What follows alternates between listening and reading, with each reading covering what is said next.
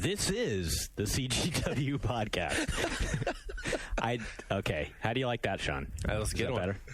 Better? I've been saying hello and welcome for interminable weeks now, and I spent a week thinking of how to do it. You're like looking in the mirror the whole time? I practiced in front of my wife. Different intonations. This is. Hi. Anyway, this is the CGW podcast. Hi. And with me is the whole usual gang of editors plus newbie editor, who will introduce himself first. Hi, I'm Sean Elliott, the newbie editor. I'm the new managing editor. Right. He's not newbie editor. Not like, he's not editor of newbies. I could be. He could be. All right, I'm sorry. I'm totally derailing us already. Go ahead. I'm Ryan Scott. A.K.A. Rydog. Shawn Elliott. Darren Gladstone. And mastering us,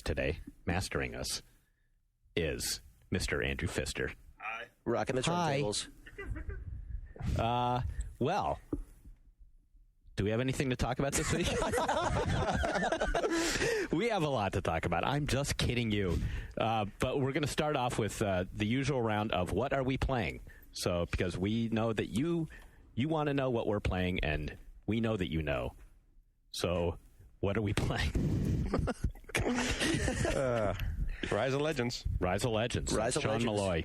And Darren just started it last night, too? I intended just to play it for 5 seconds and just see what it was all about. And then, 4 hours later, I'm like, oh, crap, I probably should go to sleep now. Yeah, I'm about 10 missions into the first campaign, and it's really cool. Is it holding up for you? Yeah, pretty much. The turn-based element, that's the kind of thing that can totally go wrong, because anytime you have to defend against an attacker, there's a chance that you have to do the same exact mission all over again. You're like, oh, now I get to defend the thing I just took over, and there's this back and forth that doesn't happen here because the way they do it with, they're called the military districts. You just kind of throw up the military district, and it automatically defends itself. You don't have to worry about that. Right. I like that a whole lot. I've played about 6 or 7 missions, and it just feels to me so far like they've thought of everything. It's like a grab bag of goodies. Like in every aspect of the game, there's just all sorts of stuff to be juggling and thinking about. I'm just kind of amazed at the depth of it, and not just the depth of it, but like how accessible it is. Like It could be so wonky. I mean, it is a wonky game, I think, underneath, but it's packaged so nicely, and it's done so. Just done with such friendliness that I'm just overwhelmed, actually, at how great it is. And actually, I want to say, I sort of regret that I feel like we undercovered it in the magazine a little bit. I think because I was just sort of bored even by the idea of it, I have to admit. It does seem like another RTS. I mean, I loved Rise of Nations, but the sequel just seemed like, I don't know. How's the dirt farming in that game? It's minimal. It's minimal. There's little mining patches, and you just build a mine, and then you're done. You're done. You don't pay attention to it. Because Rise of Nations was the one with 70 types of dirt. No, that was. I know what you're talking about. That was like Age of Empires, the early ones. Oh, right. Star Wars Galactic. Yeah, one of those Star Wars ones had. This is actually pretty. I mean, it's pretty easy. I mean, all you're doing is you're just kind of like. You throw the mine, get some miners going. That's totally automated. You build the cities. Do they run out? Do the mines run out? No. Mines don't deplete. Yeah, and basically you throw down more buildings, and that gives you more access to different, basically, tech tree choices as you go. Yeah. And here's another thing too. This is like the fantasy version of Rise of Nations, right? And I feel like they did a really successful job of coming up with like these 3 different sort of fantasy, cyber, or steampunk races without it being either overly cliche or just a ripoff of other games. Yeah, to me, this is like the first one since StarCraft that's pulled that off. Yeah, it's been a while since there's been because I thought there was just pretty much nowhere else to go with different things you could do. But I like the Jules Vernean the main group. I haven't really played with the other. Come up and you're just like, holy crap, that's like a good one. Like I never. Yeah, that one's cool. It's not just the same. Your wife walks by and a unit comes up. Holy crap, that looks like a good one. Look, here it's an octopus walker. Calling the lawyer now. Anybody else playing anything? Ryan, go ahead. Guild Wars, as usual. It's still good. Well, he likes it so much, he's credited in the game. So when are you getting engaged in that game, man? You're like totally at that point right now. Yeah, what's the limit? 100 hours and you're ready to. I think I'm at about 100 hours with this character right now. I was at 93 last I checked, and it was a couple days ago. Yeah. Has he or she insane? Has the game been out? It's been out 102 hours. Has your character found love though? Not yet, Shawn. Right. But if you found that perfect blend of yellow number 5 and a jar of silver so you can make your perfect color? Not yet. I'm still looking. I'm still looking for the yellow 5. Did you play Diablo as much as this game? No. No? Were you alive when Diablo came out? Maybe that's the problem. Were you born yet? Yes, I was, Jack. What game before this is? Because this is the first time I've seen you go totally nuts over a game since I've known you. The last one that I've been kind of this crazy about was UO. Wow. I joined this staff in like the waning days of my UO addiction. Wow. A pallor sets over the podcast as we pondered UO. Oh, dude. Those were the days. I remember walking to a mine and sitting there with a whole bunch of people and our pack mules just mining to make some ring gloves until like 3 o'clock when all the kids get out of school to kill us all. That was awesome, fun. huh? Yeah. This is a good story for Guild Wars. You were playing the other day and you told us to come look, and you had like 30 different gold farmers on screen at one time. Oh, yeah. That's right, yeah. I was trying to get you to go hassle them, and you wouldn't really say it. You're like, hi, guys. I was like, come on, man, give them some. So that was like the real thing, huh? They were real live gold farmers like we've read about in those articles. Did you get their screenshots? Oh, yeah. I've got a ton of screenshots. You got their screenshots. We should put some mugshots in the magazine. So they were all just like bots, right? Or yeah, they were all these like monk characters, all dressed in the same armor, all sort of walking the exact same path in the zone. And there's something like 40 of them just standing there. So it's like a caravan of guys just kind of like walking along like a mecca to gold farming. Of the bots. They were all the same class too, like warrior monks. Monk/warrior, all of them. Dude, you're making Guild Wars sound like the Billie Jean video. I like that. getting all ninja detective on them. Well, okay, so for what we're now playing, I got to give mine. Oh, okay. So right. what Guild Wars is to Ryan, Battlefield is to me, and this week I've been playing Armored Fury. It's the new booster pack, which is the downloadable $9.99 content, and also the new patch that comes out to coincide with it. And so far, I can't really report on how good the whole thing is because there's only one server up and running, and I haven't been in there with more than 4 people at once. So really what we've been doing is trying out the new vehicles and things like that. And the new light helicopters are completely awesome. They're really fun. I mean, they handle like, I don't know, not so squirrely as like the Grand Theft Auto helicopters, but they're really quick and nimble like that. But they're also not too destructive, so it's a good balance. But we were already messing around where like, you have guys sitting on the floor on the landing panels on the sides, and we fly it parallel next to another helicopter and throw some C4 charges across the air and onto their chopper, and then remotely detonate that. And then the new maps are all set in America, which is a nice change because so far everything's been China and the Middle East. And so this actually has that distinctly new feel that you want from an expansion that you would get before with Secret Weapons or Road to Rome. So it's got, Middle America where you've got, malls and steakhouses and gas stations, big freeway overpasses and stuff. And then, something in Alaska. So it's cool. They're not actually recognizable landmarks, are they? No, they're not. They're all distinctly generic, but I mean, it's definitely, you can go somewhere and you can imagine, the Walmart signs missing and whatnot. But I mean, the strip malls and stuff, they all look the same. And then they don't have civilians in them. Isn't it like fat people walking around with you can grab, hamburgers? you can grab a semi truck or a hot rod or something, so you can, civilian vehicles. But yeah, it's obviously the same as the other maps. You don't have civilians running around. Can you blow up a Walmart? You can't. That's one of the bad things about it. So close. I was about to ask the same question. Is you still can't, the only geometry that or parts of the environment that you can destroy are those that are specifically tagged for it. So the funny thing now is that you've got these little picket fences around suburbia, but a tank will come to a dead stop when you run into them. And it's like, make that a concrete wall or something if you're not going to go through. Yeah. If they want it to remain there to provide cover. But it's just hilarious seeing a guy safely hiding behind a picket fence as a tank is shelling it on the other side. It takes away a little of the magic on that. But that's really cool. So I'm looking forward to playing with more people. And before I can give it the real thumbs up, but I got to moan real quickly here before we move on about the patch where they actually introduced new problems where the browser, and that's never been Battlefield developer DICE is a strong point. I mean, the browser in 42 is still broken, so they broke it all over again. And now the people that run their own solutions, like the BF2 autoloader, which I recommend anyone that plays the game, are playing catch up now, so that theirs work with the newest patch and stuff. But and then some of the other bugs that kind of been diminishing are like back now in full force, where you're stuck in a squad, or you don't have access to the kits that you've unlocked, which is basically the ranking system in the game. A teammate will appear as an enemy, and those sorts of things are back in. So it's kind of disheartening. You're like, hey, we're this far, we're a full year away now from the official launch, and now we're seeing these things again, and we're introducing new errors and stuff. So big thumbs down on that. So don't get it yet? Is that what you're saying? Well, that's just a patch. That's the patch. Just the patch. So far the content on. I mean, that's gonna no matter what. That's what you got. So the patch needs a patch. Yeah, unless you decide not to update your patch. But the autoloader just takes care of a lot of that problem, right? It will, as soon as they've got that worked out. And then also, to be fair, on the official BF2 site, they acknowledge the problem right away, and then they say they don't need to roll back the patch, that they're able to fix things on their side and on the servers and stuff. But it's just another nitpick, I mean, you play a game as much as a lot of us play that game, and it's easy to get picky on it. You expect certain things. We hate what we love best. Right. And then another thing we'll all be playing, well, not all of us, but most of us will be playing right. Half-Life Episode 1 tonight. Yes. Right. Remember, midnight. Grab it now.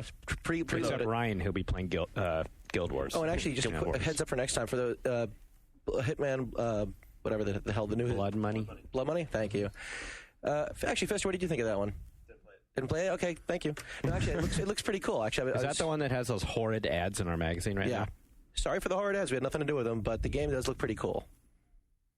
Just wanted to say heads up. It's coming out today. Can I say that ads were horrid without getting in trouble? Well, they were pretty. They were kind of like a little grisly. Yeah, I'm sorry. Maybe I'm just old. I don't need naked, dead female bodies in my magazine. Oh, it's that one. Okay. Oh, yeah. What? Yeah. What? I've seen plenty of those when I visit Robert Coffee. Nice. I'll be hearing from him later on that one. It all comes full circle. And my rant about what I'm playing now is this Heroes 5, which I don't really want to talk about much because I talked about it last week. But still waiting for that patch. Ubisoft, get on that patch because that game's going to be great when it gets patched. It's near great now, but as I said last week, it's incredibly annoying to know that you've got, 48 familiars or imps, and the thing on screen is saying that you have 28 imps. I need to know exactly how many imps I have at all times. Important. Or seriously. I can't play the game. That's true. So it's true in life. It's fix true in the imp counter. All you need is imps. Okay, so let's move on from what we're playing to another rant topic. Let's talk about Vista and what we learned about Halo 2 this week. Okay, let's kick this one off. The fact that Halo 2 is not going to have Live Anywhere support. Yeah, that's why even bother making it for Vista? Doesn't make any sense. Because when they first announced Halo 2, was coming to Vista exclusively, we were like, huh? Well, okay, whatever. And then once they announced Live Anywhere at E3, we were like, it kind of made sense. You're like, oh, okay, they're waiting for Live Anywhere to work, and then you can play against the Xbox people. And then it actually seemed like a worthy wait. Right. Okay, I can wait as long as they're going to implement this cool new technology they were bragging about at E3. Right, and then they say, oh, it's not going to work with Live Anywhere, and suddenly we're back to square one. So what's the big ace up their sleeve with this thing now? Because we're all like... shinier suits, man. It's all about shinier suits. Time keeps ticking. It's like, 2, 3 full years after it came out on console, and they're going to bring it to PC. We're like, well, what's the draw now? Did anyone care about Halo 1 when it finally ported to PC? Anyone? It was after the fact. I mean... I didn't care about Halo 1 when it came out on the Xbox. Well, that's it's a different topic. It's because you were playing Guild Wars. He was playing Guild Wars 1 back then. Or UO. UO, whatever. Yeah, I don't get it all. Every day it feels like a 1 step forward, 2 steps back with Microsoft and this stuff, Like, you're like, yay, they're finally doing something for PC, and then, oh, no, they're not. Yeah, the only concession they announced so far is that Halo 2 is going to have a map editor. Great. Right, a map editor which is like for the 5 guys game playing. To create a map editor for, because anything in that entire game is a triangle or a square. I mean, of course, polygons are, but I mean, literally, in this case, giant triangles and squares, and then with either green or purple texture work on it. So it's like, I mean, yeah, if you give people the fundamental blocks, basically, building blocks. Mm-hmm. So it's like and Legos. then you just put Lego-like connectors on them, then you've got your map editor there, Your hallway generator. And who are they making maps? Who are you going to be making maps for? The 5 other guys playing Halo 2 PC? Right. But if they had added the Live Anywhere, that would have been the killer... the killer app to that. That would have been the thing that made us. Yeah, but even though, still, we could play the Xbox. I don't know if it would have been killer, but at least would have made some logical sense. There would have to be some crazy thing done for us to be playing the Xbox Live guys on Halo. Either they're. I mean, I guess if they have the auto aim that they already have, and then there's no such thing on PC, that could make it. That could be close, but I still don't get it because your look speed could be so much faster on the PC. I just don't. That's a big issue I've been wondering about for all of. Well, it was pretty interestingly balanced for Shadowrun. Is it? It actually balanced out fairly well. They just had to they tweak up the auto aim when you're playing against a PC. So you were playing against competent people on console, and you were on the PC version. That was happening at the show. Yeah. Okay. I have to do it myself because I know the people at WebZen behind Huxley aren't convinced that there's a good solution to it, and that's why for their game, instead of pitting the two against one another, they're having them help one another in various ways because they're not convinced that that's a disparity you can overcome. But is there a perceived advantage or disadvantage to one over the the Of course, PC's got a clear advantage. Well, yeah, it's just it's not even a question to anyone who seriously plays those games. But seriously, you're much faster and more accurate with. But the mouse. what you said about the console having auto aim or something like that doesn't compensate. I would say no because of the speed, the turnaround. I mean, even if they've got the aim assist where they're constantly on you, with the mouse, you're able to, in Halo, if you're able to jump off, look at someone that's far to your right, and then immediately turn and get someone far to your left. Now, if you played Halo 2, turning between those two points of view is actually a pretty slow if you're used to playing Unreal or something. But don't you think the top Halo 2 players are going to be listening to you now, going no way, dude. I'll kick your ass. I'm sure. Well, I mean, and they'll have had the advantage of playing it for a few years too. But I honestly don't think that you could ever. It's the reason. It's not like a dirty secret or anything. Anytime you ask a developer, you're like, "Hey, why don't you put mouse and keyboard support on? You've got the USB ports on your console. Why don't you let us do it to choose?" We can't do it because it would destroy the playing field. And it's just accepted fact. Okay. But wait, how do they reason it would destroy the playing field? Because anyone with a mouse and keyboard would have a serious advantage. Oh, I see what you're saying. Plus, I also think Microsoft's kind of frowning upon the support for mouse support. Right. But for PlayStation or something, the easy solution is to have your servers identify that your console has got one of those USB ports active, and then so you can have mousing only servers. Oh yeah. And then you could still do that. But otherwise, it just wouldn't be fair. I'm vibrating. I just thought I'd say that. It's reminding this whole topic has made you vibrate. I don't know if that was picking up on the mic. My cell phone is vibrating. So MMO charts. Oh, yeah. Yes. There's a wonderful website called MMOGchart.com where this guy, and I'm so sorry, I know his first name is Bruce, I'm sorry. Next week I'll credit him for reals. I think it's a .org. Okay. Oh, it is? It's com. Never mind. MMOGchart.com. Not org. Sorry. He does a kind of third party. Hi. I just had a brain burp. We can edit this, right? He charts the population of all the MMOs, and he's been doing this for a long time now. And he just came out with his most recent chart, and the statistics are pretty stunning. And I'm going to read a few of them to you. This is worldwide as of May 2006, the percentage of people playing MMOs. This is what they're playing. So, for example, of all the people playing MMOs, 5.1% are playing Final Fantasy XI. Ultima Online, 1%. EverQuest 1 and 2 combined, 5.7%. This isn't adding up to a lot. And why is that, kids? Because of World of Warcraft. We are living in the World of Warcraft.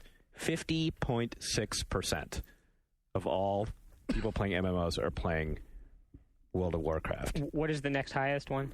The next highest one is it's Lineage. Lineage. It's Lineage 1 and 2. Actually, I didn't separate them out but Lineage 1 and 2 combined are 21%. I think it's about like 10 and 11 each, right? I think Lineage 1 was 10%, Lineage 2 was So 11. like 72% of the MMO population is in these 3 games. You're right. Lineage 1, 2, and World of Warcraft. And meanwhile, Auto Assault's like the night of the comet. There's like no one there. The surprising thing and depressing thing to me were things like City of Heroes and Villains, which we gave both those games covers. The press is all over those games. You know, it won awards. City of Heroes and Villains, 1.4% combined. Yeah, that one surprises me because I hear more people talking about that one besides World of Warcraft than any of the other ones on the list. Maybe because it's more unique, but Probably. it's just kind of a shame. I mean, if you were going to make up, if somebody asked you to just do a breakdown off the top of your head, would you have come anywhere that low? Like if someone asked me and I was just like, oh, I know because I work at a gaming magazine, I'll tell you. Yeah, it's probably about 30% WoW, 25% City of Heroes, but it's like not even close. Mm-hmm. It's depressing. Crazy. City of Heroes, I was in that game not that long ago to get a screenshot for something, and there was nobody. Was it Ghost Town? Yeah. I Just had to Robert beg Coffey. some guy to help me get a screenshot In which game? in City of Heroes. Ooh. A lot of people, that was known as like more fun as a character generator. Yeah, that's true. That's exactly It's it. like a doll making. Paper doll camp. Yeah. What about the MMO that would change everything? Yeah, that one cracks me up. We were reading in some magazine, I forget which, they said that Dungeons and Dragons Online, which we think has a share of problems, that game has 0.7% market share. So I guess it's not really going to change everything, is it? Well, it could change the way people think when they're deciding whether or not to make a new MMO. It might change the way they think about doing an MMO the next Right. time Turbine does one. Make me change the way I think about monthly fees. What cracks me up is that that's 0.7%, and at 0.8%, beating it by 1/10 is Toontown. So Wow. I think D&D Online, Overall, we can say maybe not the splash hit everybody thought it was going to But be. overall, those figures are pretty depressing. I mean, especially when we're looking for variety, when we're looking for options. I mean, at what point do you get where people say it's not even profitable to try? Where it just becomes the one MMO world, well, two, because we got Well, I mean, it comes Korea up. and Lineage. But Well, it definitely comes to that point where it's like there's just only so much time anyone's got in a single day. Are they going to subscribe to 50 different MMOs? Right. It's But the even if time you're just going to subscribe to one, everyone is apparently choosing WoW. Right. And I think that the growth is going to be exponential in MMOs because people go where other gamers are at. Right. And a lot of times people will shift in mass. So it's not like you played Star Wars Galaxies for 2 years and then you just on your own decide to go and move. You'll have a good 20 or 30 people that you're used to playing with, and you all kind of decide on message boards. It builds up. Yeah. And I've seen this happen and read about it in other cases like T.L. Taylor's book on MMO spaces. And the whole group will just up and decide to go, and it's often to the most successful, most populated game with a thriving economy, with the greatest number of options in terms of, the social ability and all that. And then so the bigger ones just snowball and keep getting more, and then getting some kind of critical mass on the upstarts is just really difficult. Right. Like we were talking about Auto Assault. There's like 5 of us in there, and we want more, but how are we going to get them? Right, and that's the kind of game that like we as like game critics are kind of all over in a way because it's doing something different. It's like, oh, it's not elves and it's not swords, and hey, it's kind of cool and different, but then no one does it, and you kind of get depressed. I mean, the good thing about the whole WoW thing is that it's bringing a lot more people into the genre as a whole. Like before, it was a lot more niche-y, and now just like a ton of people are playing. Right? Yeah. How many of the people that play that are people that wouldn't have been playing games otherwise? I think it's a lot. Oh, a lot, I bet. Yeah. So, but the thing is, does that mean? But they're not going to want to leave that to go play D&D online. They're just going to play WoW. And those people typically play those games for a long, long time. Right. Those are the people still playing EverQuest 1. When you scratch your head and say, who was doing that? Those are the people. Well, you have so much invested in weren't those playing games. It's and then they hard got to leave into them. Yeah. It's rough. I mean, when you look at this, if you start counting the numbers, Star Wars Galaxies is at 1.5%, by the way. But all these games that, we've thought either they're WoW killers or they could hold their own against WoW, if you put them all together, Dungeons and Dragons Online, City of Heroes, Star Wars Galaxies, EverQuest 2, they don't add up to even you don't even get 10%. Yeah. With all those versus WoW's 50%. That's a word of caution to anyone who'd ever write about something being a WoW killer or something. You see the other ones like, it's almost safer to say that something's a Half-Life killer or whatever, a GTA killer, but WoW killer, it's quite a few years away.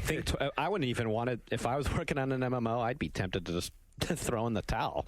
That's a level 60 boss. Screw it. I mean, how are you going to go against this game? WoW needs to be nerfed. Seriously. No, but I mean, like, so you have the 65 other masterpieces on the way. I mean, what's going on with them? I mean, what might take it is something along the lines of a Sims or something. I would figure something with that just crazy mass appeal. Well, they tried the Sims Online. I know, but I mean something in that direction. I don't think it's going to be like a World of StarCraft or something, which I think is a more limited appeal to like the entire set of possible players in the world than the fantasy motif, you know. But I mean something like that where you can get just people of all ages, men, women, you know. It could be something like that.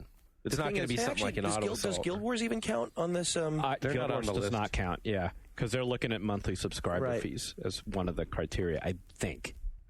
Yeah, it's probably that makes sense. But I'm just saying maybe that's the way some of these games have to go. Is kind of like think of new models for like. The way I've seen it is just like it's a mindshare thing that takes away like for a little while, like Oblivion, right? For a while, everybody was just playing that, and so people stopped talking about WoW and people stopped playing WoW, at least in our circle, right?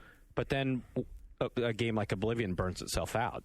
Meanwhile, WoW, soldiers on. Yeah, I'm actually back to playing WoW myself. Yeah, me Does too. WoW not burn itself out? I mean.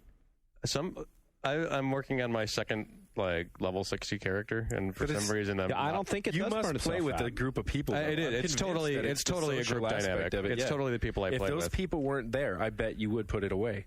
I probably. You know what? I mostly play solo though, and I keep picking it back up. Yeah. Okay. Because I've got multiple characters that I keep trying to level up. I mean, it's one of the brilliant things about that game, is that the different races and classes really do affect the way the game plays. So you can go through the same areas with a new guy and have so much fun, just like, oh, now I have a pet so I can kill the guy this way. I don't know. They just give you, there's so much. I think that this game actually earned it. I think this was like the good guys winning. They made a totally kick-ass game, and they're dominating the market for a reason. For good reason. I mean, this isn't the Da Vinci Code. This was something good that's popular that earned it. So is it much that people aren't ready for something beyond orcs and elves and demon slaying and stuff?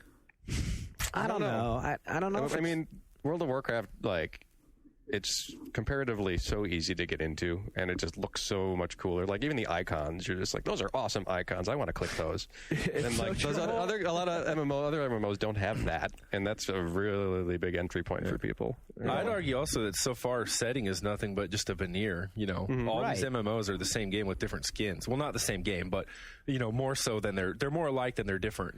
Well, that was really refined to EverQuest. And that, say in auto assault, like we were talking about before, an engineer is your monk.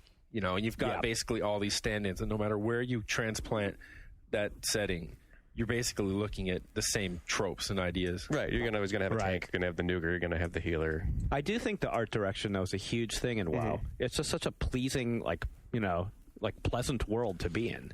It's just cool. I love living in there. Sean's actually, making fun of me. There is something for that, because the game can look good even on like a low level, on a low end system, because it's not made to be hyper realistic. Yeah, I play it on my PC laptop and Mac too. Another thing. I play it on my laptop and it's fine. Yeah, I was watching my daughter play, because she's just been into it for the longest time now. Oh God, she's posting on Alakazam message boards now, and it's not good. She's in the warrior class forum. She's going to have her own entry in Encyclopedia Dramatica within weeks. Yeah, it's like making me wish she had a MySpace page. Just looking for boys, because this thing was so geeky. I was like, oh my God, what if I created here? Because she's on the warrior board saying, I can't decide between a +3 sword or a +4 axe. God damn. Posting her builds. Talk about boys or something. No, just kidding. Don't. Go listen to be a geek. Be a geek. Geek is good. Geek is good. But what I was going to say is, I was watching her play the other day, because she was playing for hours, and I was like, what is she doing? And she's very, very social. I always want to solo in that game. When I see people I know online, if I see them come on, I usually log off. I'm like, oh shit. Here's Scooter. I gotta leave. There's gotta be. I gotta try the game then, because I'm thinking of Guild Wars or something. And when I play, if there's no other person to talk to and joke around with in TeamSpeak, the actual game itself, there's no there. You just press a button on a. But to me, WoW is just it's like Diablo Online. I like playing this game knowing there are other people around. Mm-hmm. I just don't want to be with them. You don't want dies yelling at you. More dots. Yeah. All dots. I like waving to them from far away while I'm doing my own Very quest. far away. But my daughter was like typing away and just looking very busy in a social way. So I went up and asked her what she was doing. And she's like in this guild and she's on like this. It just was amazing to me that this game allows you to do this.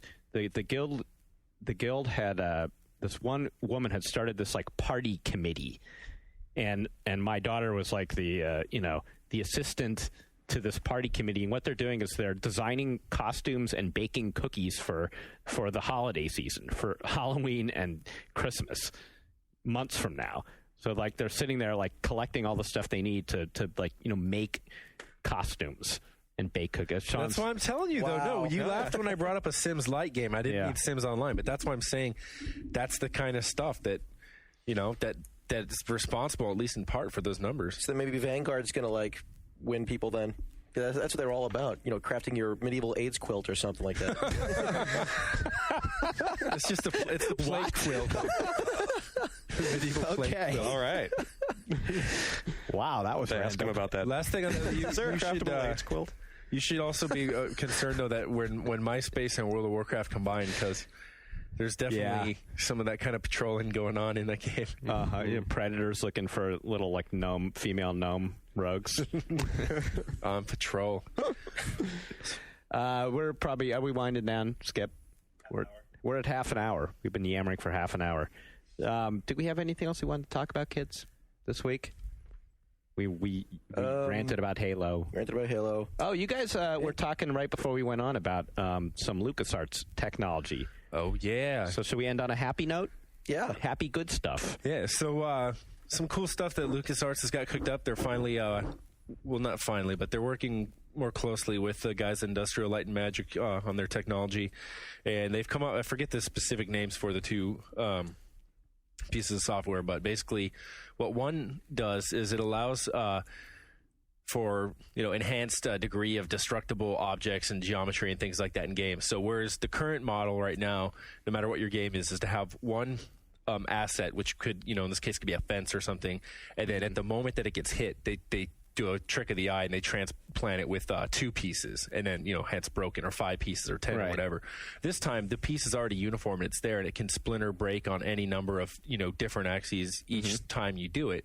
So if it's a board, it's going to break and splinter in different ways. They can change the flexibility of it all, just various sliders and whatnot. So it's going to bend. Then they can change the material type from rubber to ice to copper, tin, whatever kind of metal, So they're showing examples where they're firing, R2-D2s at high speed against Jar Jar in carbonite, Jar Jar in Jello, and it just looks great. It has all the physical properties. It was really cool. Wait, so you were seeing Jar Jar like explode in different ways, right? Yeah. Or that's awesome. So the denting was really cool too. It's dynamic, and then they can mix these properties. So it's like you can have a statue that's got a concrete core with crystal shards around the base, and they'll each act their own way, very specifically. And then another thing that they have to combine it with is this new animation technology, where instead of having to go by hand and anticipate every possible movement that's going to occur in the game and create it, and basically limit it by what they've animated, it on the fly, it will sort of like, it's tied into the AI where it will actually just perform in the context as each new novel context occurs. So it could be like Darren was saying, you get an enemy gets pushed up against a car, he'll lean, try to brace himself on the vehicle. If he falls to the ground, he'll actually push himself up in a different way that recognizes if it's an uneven surface, if he landed on a brick or something like that. And then to go on in the demo, what was really cool is that they were showing where they had these wood beams stretched across the ceiling, and they would throw stormtroopers at them, and then dynamically they would hang on to it for support. So they would get smashed against it, and if they could, they would grab it. And as they accumulated on it, it would become heavier and heavier, and the beam would start to crack. But then they were grabbing at each other's legs, and so there's a big chain of them, and they all eventually become so heavy they break the board and collapse. But if you look at it in terms of a game like Half-Life 2, where now you pick up someone with a super gravity gun. Hold on, I have to cough here. Then what happens is they become a static ragdoll. It's just they become an inert object. Now, with this technology, you'd have the possibility for them to be flailing around and resisting. If you swept them by an iron grating, they could grab onto it and resist. Wow. They could kick. They could still probably grab a gun if they had one holstered or something like that. So it changed, if they're crushed in an object, they can then push that object off of them. All these things that would just take up far too much memory if you were to individually code for every possibility and contingency in a game.